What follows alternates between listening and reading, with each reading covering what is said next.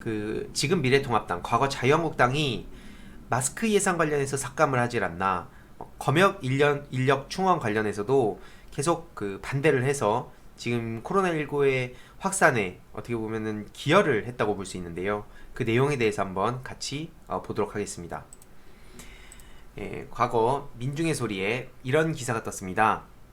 자유한국당 묻지마 반대가 초래한 신종 코로나 검역 인력 부족 사태. 지금 이렇게 보시는 바와 같이 지난 17년 11월 2일 당시 자유한국당 정우택 원내대표가 국회에서 열린 원내대책회의 중 문재인 정부 예산안 내용을 비난하고 있는 모습입니다.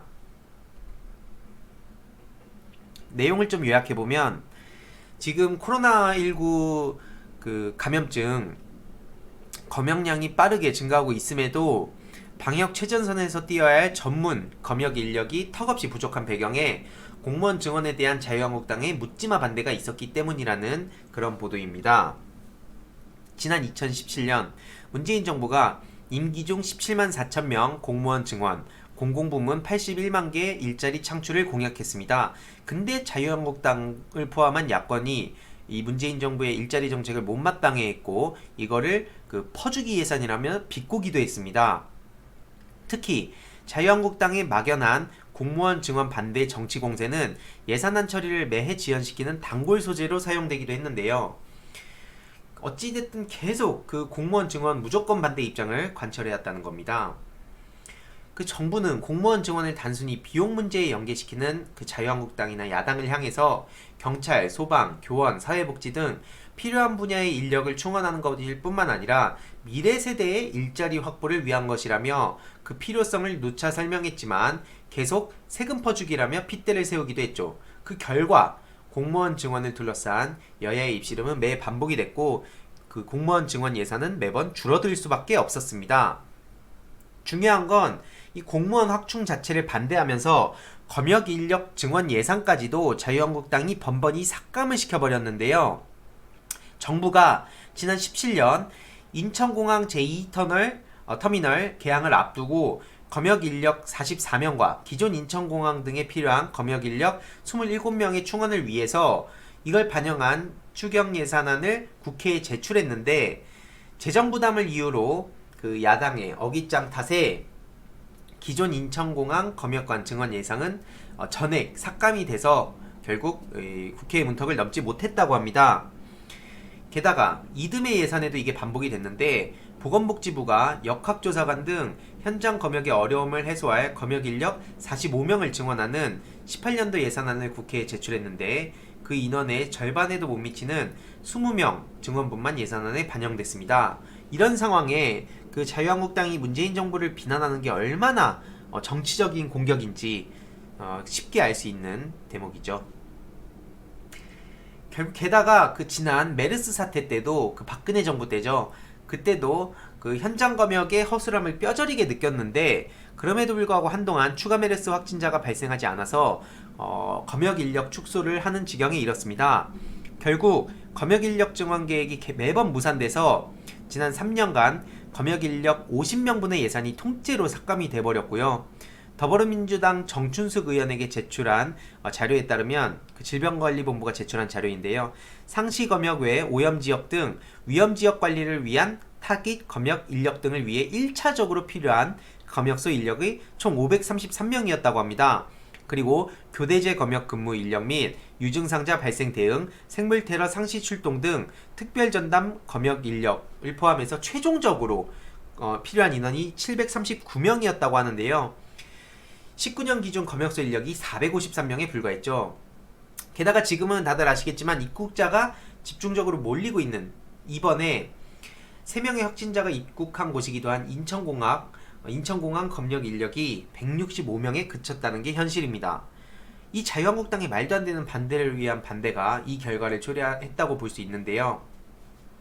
아무튼 이렇게 많은 인력이 더 필요한 상황인데 결국에는 계속 논의에서 밀려나는 상황이라 검역 인력의 한 명이 약 10만 명 넘는 그런 검역을 책임지는 게 현재 국내 방역 시스템의 현 주소라고 합니다.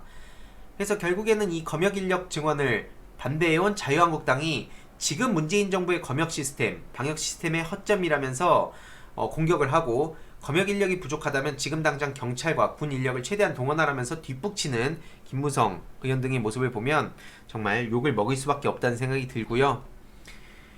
결국에는 이 박근혜 정부 당시 그 새누리당 시절에도 진짜 뭐 감염병 전문병원 예산 전액 삭감이라는 후퇴한 추경을 통과시킨 바도 있고요. 국회 보건복지위가 편성한 5천억 원의 메르스 피해 지원 예산을 반토막 내기도 했습니다. 2,500억으로요. 그리고 감염병 전문병원 설립을 위한 예산은 단 한 푼도 반영하지 않았습니다.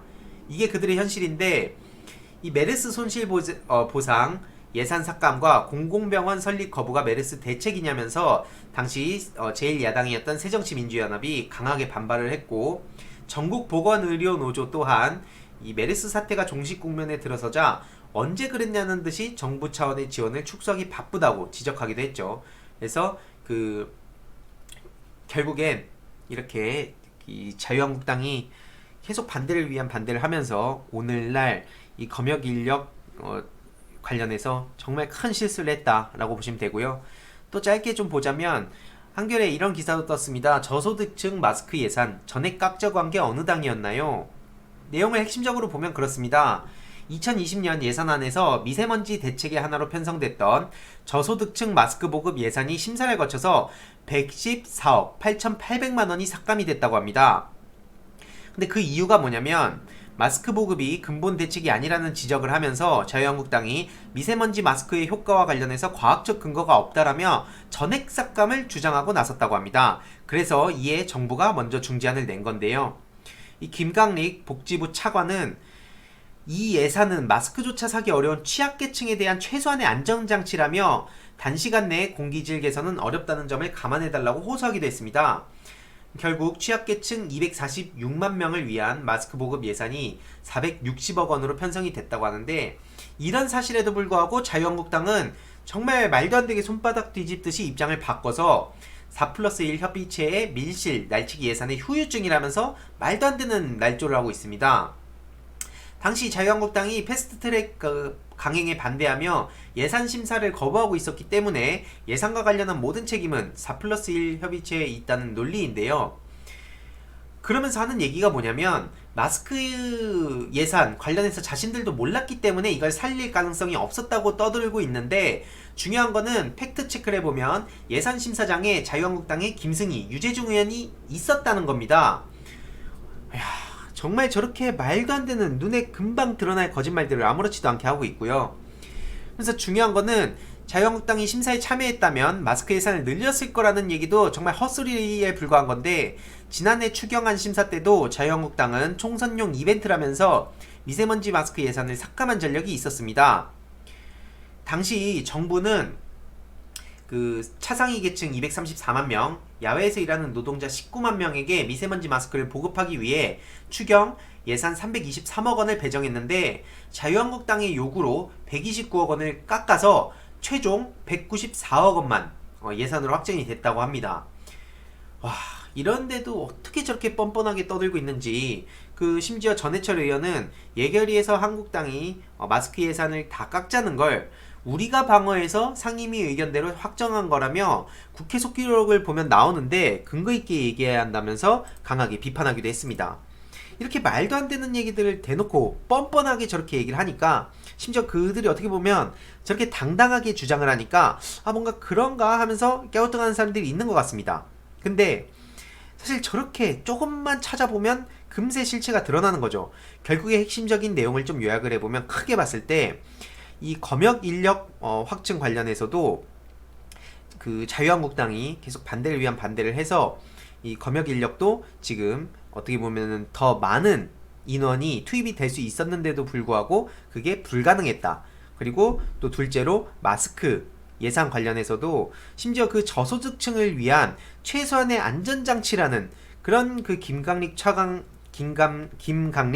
차관의 주장에도 전혀 이렇게 신경도 쓰지 않은 채 예산을 어떻게든 전액 삭감시키려고 했던 게 그 자유한국당의 모습이었다는 거죠. 그래서 이런 말도 안 되는 짓들에 대해서도 제가 또 정리를 해서 공유를 드릴 예정이고요.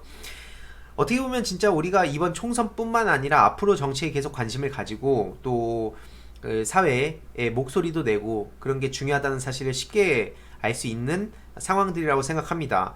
저렇게 말도 안 되게 터무니없는 그 예산 깎기를 통해서 그들이 무엇을 얻으려고 하는지는 저는 정확히는 모르겠습니다만 결국엔 그러면서 자꾸 선거철 앞두고 그 절하고 잘못했습니다 이런 식으로 하고 국민을 위한다 이런 얘기를 하는 걸 보면 정말 기가 차서 뭐라고 할 말이 진짜 사라집니다. 그래서 이런 말도 안 되는 그런 정치는 더 이상 우리가 볼 수 없다라는 말씀을 좀 전해드리고 싶습니다.